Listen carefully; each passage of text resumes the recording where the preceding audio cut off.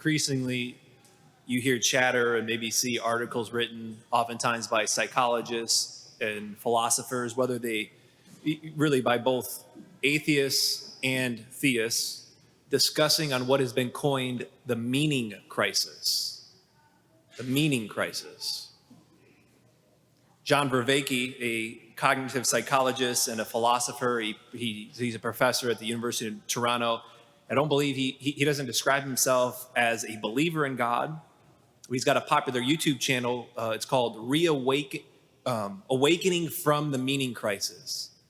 And what he's devoted his life to is it's understanding it, like how have we gotten here in a meaning crisis. He describes it as there's an increase of people feeling disconnected to themselves, from each other, from the world.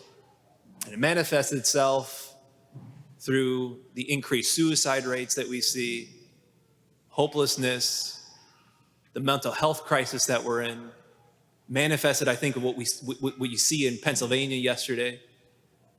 And he says he's working on finding a solution to the meaning crisis.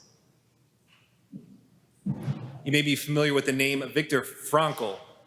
He's a Jewish psychotherapist, and he was put in the death camps during World War II. He was eventually sent to Auschwitz. He survived Auschwitz.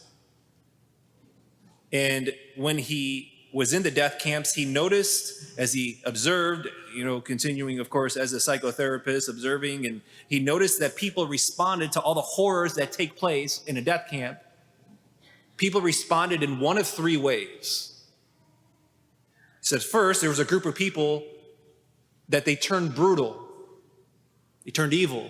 They themselves, even kind, nice people in the death camps, by the way they were treated, by what they saw and experienced, they themselves turned brutal.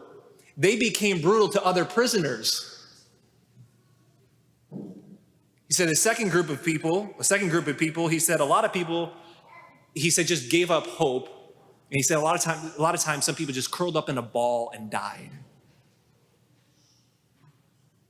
In his book, Man's Search for Meaning, he accounts it this way. He says, usually this happened quite suddenly, the symptoms of which were familiar to us who had been in Auschwitz for a while. We all feared for this moment in our friends. Usually it began one morning when the prisoner simply refused to get dressed or wash or go out to the parade grounds for inspection. They just lay there. They had given up. Nothing bothered them anymore. So one group of people, they turned brutal themselves. Another group of people, they shriveled up in a ball. And he said a third group of people, some people, he said they stayed brave. They remained self-sacrificing, even in the midst of the death camp. And when he got out, he tried to figure out what the difference was. And what he discovered is that it all had to do with what their meaning in life was. He concluded, he says, if you have a meaning in life that a death camp can take away from you, you either turned brutal or you shriveled up in a ball and died. Think about that. If your meaning and purpose is your career, or it's status, or it's your looks, can a death camp take that away? If your meaning and purpose in life is your family, can a death camp take away your family? Yes. Any created meaning, a death camp can take away from you. He said that the people that were able to endure, right, to stay with it in the death camp were people who had a meaning in life that was some transcendent reference point, a reference point that was outside of this world. He said for a lot of people, it was religion, it was God. But he even remembered one guy who simply said, my wife is in heaven, she died, and I know she's looking down on me, and I want to make her proud of me, and that's my meaning in life. Even that transcendent reference point was enough for him to survive the death camp. So how is it that you find your meaning and purpose? With that, I want to go to our second reading, St. Paul's letter to the Ephesians, which we'll be in now for the rest of this summer. And to be honest with you, I was hesitant to even to go here and spend time with what we're going to spend time on right now, because I just thought, well, it's just too simple. And the Lord very clearly said, no, Mark, there's a meaning crisis. And just because they're in the pews in a church or up here in the sanctuary doesn't mean that there's no one struggling with meaning and purpose. Because what I'm increasingly aware of is that it also doesn't take much for one to slip into despair. It doesn't take much for one to fall into hopelessness. And then you're asking, well, what's the meaning and purpose of it all? Or what's the meaning and purpose of my life? So listen to Paul. Verse 4, God chose us in him before the foundations of the world to be holy. The next verse, in love, he destined us for adoption through Jesus Christ, for the praise and glory of his grace, that he granted us his beloved. Verse 7, in him, Jesus, you have redemption, forgiveness of transgressions. Skipping over a few verses, verse 11, he reiterates it again. He says, in him we were chosen, destined in accord with the purpose of the one who accomplishes all things. Let me sum that up. Daughter, son, chosen, redeemed, beloved, given to me. I didn't earn that. I don't deserve that. I didn't discover that. Like, I didn't do a search within to try to find that. It was given to me as a fundamental identity that needs to be my reference point. Because the world says, you create your meaning, you create your purpose.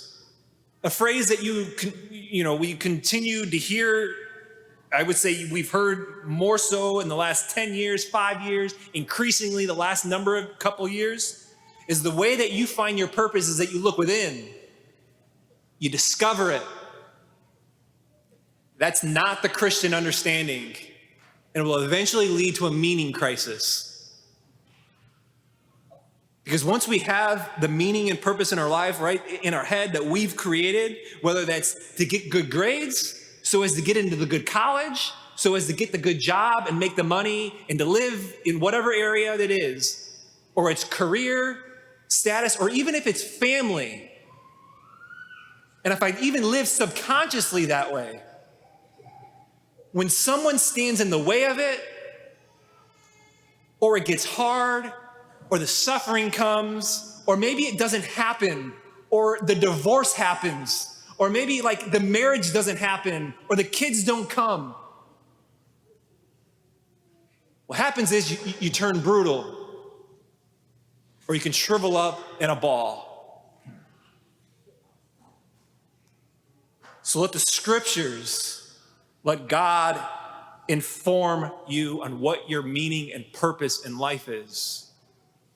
And maybe to sum it up, maybe another way, even a deeper way, is to say the purpose in your life is to let God love you and learn to love him back. It's to be holy, to worship him and to praise him. I was thinking this, and I was thinking of the second reading of Paul's, this section from verse 3 to verse 14, and I was thinking of the wisdom that the church has to make that reading, the second reading that we heard, I was just talking about, she makes that reading mandatory for priests to read every week, once a week. And anytime the church makes something mandatory, it's because it's for her own benefit. And you're like, well, I'm like, well, okay, well, I'm like even preparing this homily or even thinking about readings. Well, I'm a priest, right? Like, I got it, son, beloved. It's like, no, I need to hear it, that I've been chosen from the foundations of the world, that's my identity. And even the way that God's wired me, my personality, like little things, like I've got the foundational identity and then the particular things and how he's made me and my personality, my quirks. I feel sorry for the guys that I live with regards to some of those things.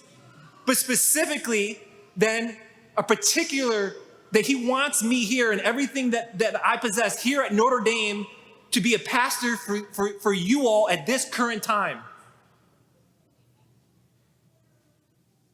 Like, I need to be reminded of that and for it to sink in deeper.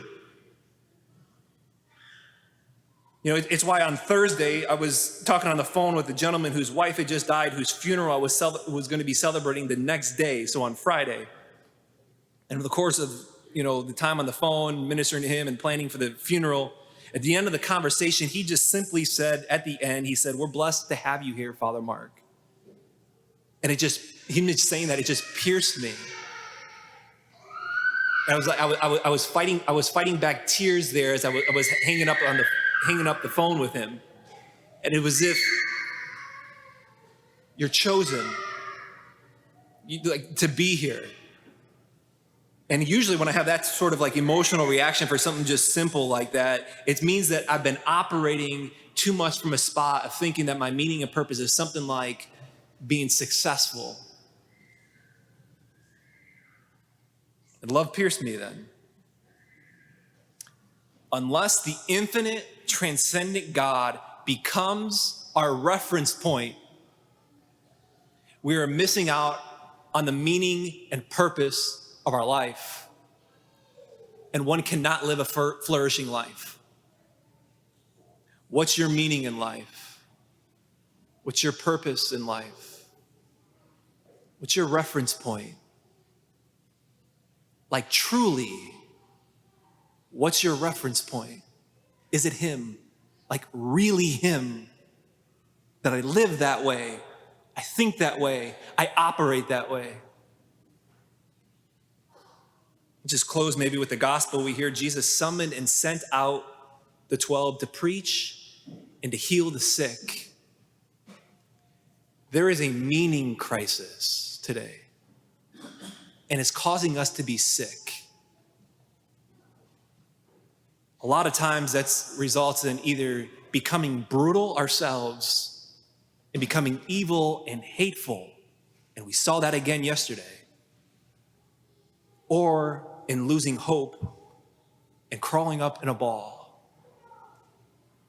But he sent them out, and he sends you and me out so people might know that they don't have to create and find their meaning and purpose in life, but rather they can receive it, that their life matters, that they've been chosen from the foundations of the world.